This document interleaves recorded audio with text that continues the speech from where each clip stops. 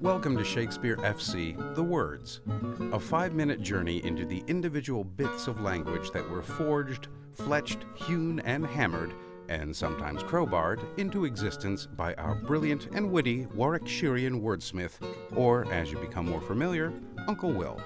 I'm your host, Kari Marshall. Sometimes the facts are plain.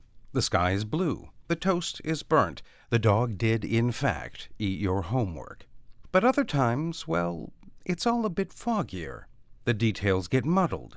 The timelines blur. You find yourself explaining, elaborating, hemming and hawing, building a wobbly tower of maybe and possibly and yes, but you see, trying to describe a thing by never actually naming it.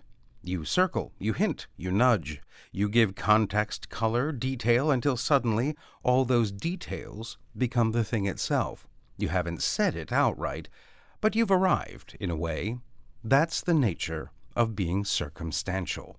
So, when we need a word for something both precise and delightfully vague, we can turn to our linguistic landlord, Uncle William, who coined it for us, naturally, in As You Like It.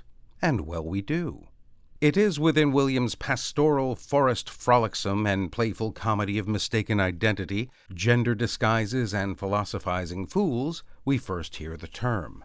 In Act 5, Scene 4, our resident fool, Touchstone, delivers a dizzyingly witty riff on dueling, explaining the 7 degrees of offense and rebuttal that can escalate from mild insult to full-blown sword fight, each step ratcheting the tension, risk, and rhetoric. All surrounding the criticism of Touchstone's opinion on whether a gentleman's beard is well trimmed or not. According to the fool's bolt, sir, and such dulcet diseases. But for the 7th cause, how did you find the quarrel on the 7th cause? Upon a lie 7 times removed, be your body more seeming, Audrey. As thus, sir. I did dislike the cut of a certain courtier's beard. He sent me word, if I said his beard was not cut well, he was in the mind it was. This is called the retort, courteous. If I sent him word again it was not well cut, he would send me word he cut it to please himself. This is called the quip, modest. If again it was not well cut, he disabled my judgment. This is called the reply, churlish. If again it was not well cut, he would answer, I spake not true. This is called the reproof, valiant. If again it was not well cut, he would say, a lie. This is called the countercheck, quarrelsome. And so to the lie circumstantial and the lie direct. And how oft did you say his beard was not well cut? Oh, I durst go no further than the lie circumstantial, nor he durst not give me the lie direct. And so we measured swords and parted. Touchstone uses the word circumstantial here twice. Describes the kind of elaborate, overly detailed back and forth that can delay or diffuse a fight. Circumstantial, as you can deftly decipher, comes from the Latin root of circum, meaning around, and stare, meaning to stand. Circumstantia, translating to things standing around, meaning the surrounding facts or conditions. Circumstance itself appears in English as early as the 14th century, not as an excuse, but as a description of the environment or conditions encircling an event.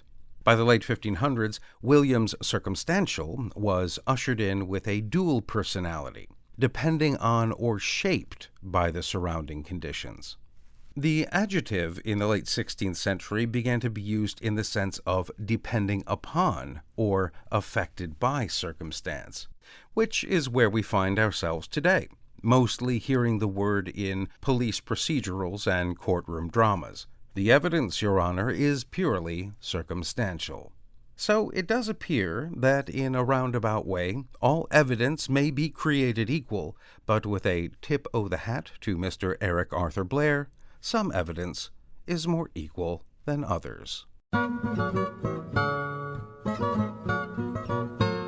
Well, alas and alack, my friends, that is all we have time for. Join us again next time for another hopefully informative journey into the mind of Uncle William. I'm Kari Marshall. Farewell until next time. Shakespeare Full Circle is a production of WGTE Public Media and is sponsored in part by the generous support of the Cowie Family Charitable Trust and Michelle and Kelvin McElwain. All previous episodes are available at wgte.org/sfc and wherever you get your podcasts.